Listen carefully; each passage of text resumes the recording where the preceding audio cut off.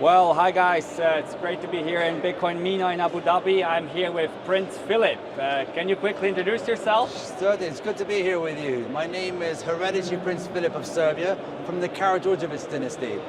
My grandfather was the last king of Yugoslavia, as it was at the time, King Peter II, and that's when the monarchy was abolished in the 1940s after the Second World War. If there was a monarchy, my father would be king and I would be crown prince. Okay, I see, interesting. And how did you're into Bitcoin, how did you find Bitcoin and when was that and why? I first got into Bitcoin, I first bought Bitcoin in 2017. I learned about it before that, but I always dismissed it as magic internet money, as a well, I just wasn't paying attention. As we all do. As we all do, but then 2017 came and my good friend in London, I was living in London at the time, he said, hey, check out Bitcoin. It's an inflation hedge and you should buy some, it's a good investment. I was like, that's interesting. So he taught me how to buy it. I got onto Coinbase, I bought it. He taught me how to get it off Coinbase and into wallet, get my keys. But then I was like, what about Ethereum and Litecoin? I saw that was also being sold on Coinbase at the time. Oh, there could be other interesting projects. Should I buy some? Yeah, why not? I was then distracted a little bit by those other projects. But I still, during the crash when the bear market of 2018, 2019, I still was almost like 90% Bitcoin, and I still was stacking Bitcoin every now and then when I had a decent paycheck. I was into it, but I never really studied much about it. Then along came 2020. And 2020 blew my mind off in terms of what was happening in the world with the whole COVID mania, and with what happening in the financial markets. I was working traditional finance, working in an asset manager.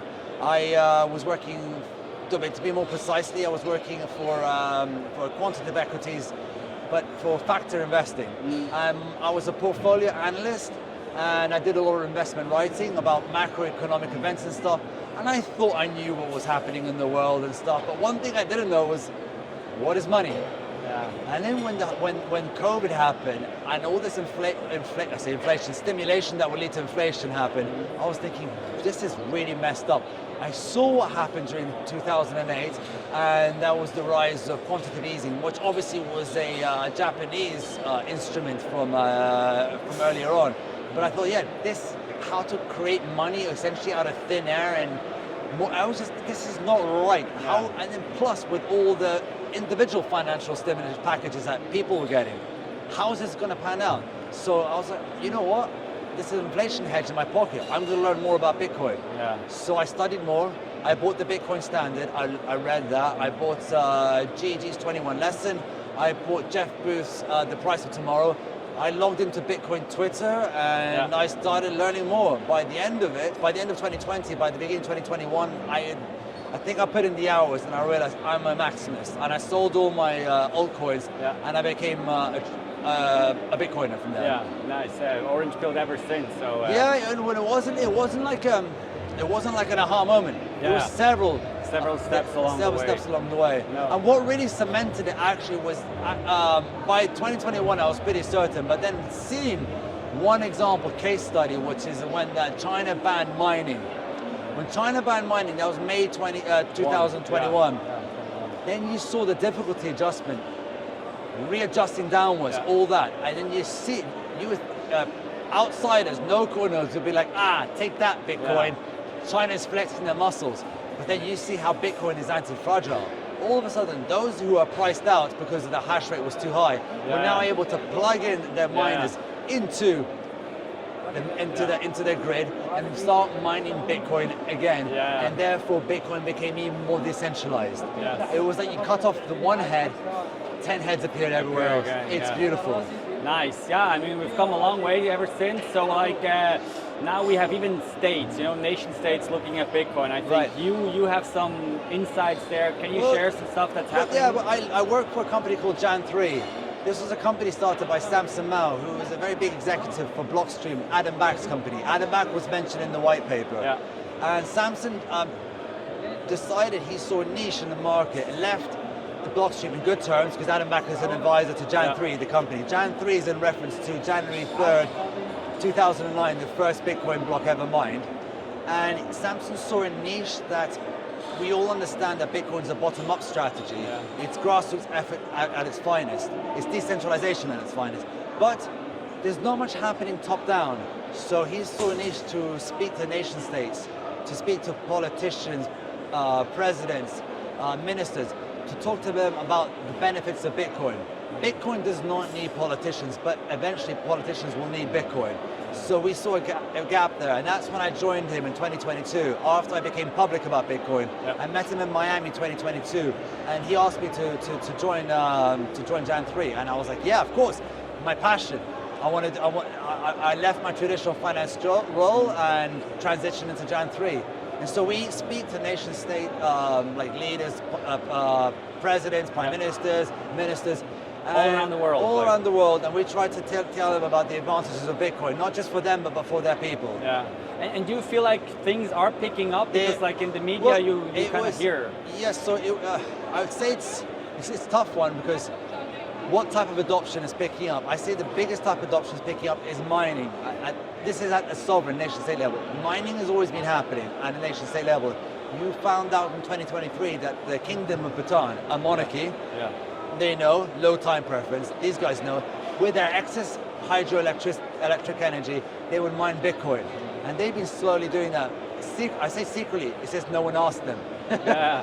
Now you have big players here in the region. Abu Dhabi is doing it, and I'm sure there's other parts. So I know Argentina is starting to do it as well, and there's some other countries that's doing it. So adoption at a nation, at a sovereign level through mining is happening. But the other adoption the two other types of adoption, and the other was store of value. It's strategic as a strategic asset reserve. Yeah. That's the buzzword right now. Ever since Trump did a 180 on Bitcoin the beginning of summer during his campaign. That's probably thanks to his children who understand Bitcoin. They helped him with his campaign. They told him on what podcasts to be on and stuff to reach the non-mainstream audience and stuff. Yeah, exactly. And they taught him a few things about Bitcoin. He wasn't such a fan of Bitcoin or crypto in general. Yeah. But he now said during one conference or one speech that something very important. He said, as a former president and now president-elect, he said, your right to self-custody. Yeah. And we will take down Elizabeth Warren and her goons or something like that. Yeah. But that right to self-custody is beautiful. The fact that someone of that level said it, that is what Bitcoin is about. It's financial sovereignty, your security in an asset that's not subject to any third-party risk, any sort of immutability or censorship. Yes. So that's maybe a good segue to my last question. Like, what is the role of banks then, you know, in a more Bitcoinized world? Do you see any role? Banks will have to catch up to it. Banks can still operate under a Bitcoin world. They just need to get up to speed with it. Because there's still going to be people who will never be 100% comfortable with holding their own keys. That's just too much responsibility. We have lost, as humans, over the last 100 years, I'd say, our ability of liberty. What I mean by liberty is freedom with responsibility. Thanks to the age of democratic republicanism, we've all become weak, a little bit soft, and we are a bit comfortable with debt, and debt will get us out of trouble. And when we have an issue, we can just print more money, or well, don't worry, we can just loan more money from the bank. But that is super dangerous over the long run. So we become sloppy as a civilization. Bitcoin disciplines you. You know, owning your own keys, being your own bank requires responsibility. That freedom requires responsibility. I don't think people are quite ready for that yet. Yeah, so I see the role of banks is that, yes, I think people will then understand this and say, I'm not quite ready for that yet, but I want a bank that does not engage in fractional reserve banking. I want a bank that engages in one-to-one, meaning that their assets are met by their liabilities. That means that the money I hold in that bank, or not me, because but that individual who wants to hold that money in that bank knows that that money is not going to be multiplied into other loans and all that. Yes, that bank can use that money for other investments to gain interest and stuff like that. It'll never be quite one-to-one.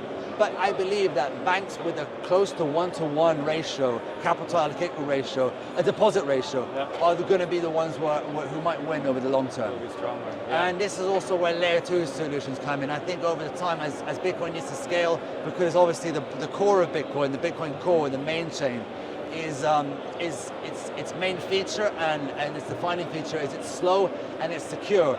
It's unbreakable, but it's not fast for a reason. Yeah. That's where Lightning and Liquid will come in. And then I believe that some banks and some individuals and people that will start running Lightning channels around the world as a way to continue banking. Yeah, exactly. So it's just... There's certainly a role for banks to play. I mean, it banks just changes. It just changes. They just have to catch up to it. Yeah, thanks. Hey, My pleasure. Thanks a lot. Have a good day. Thank you very much.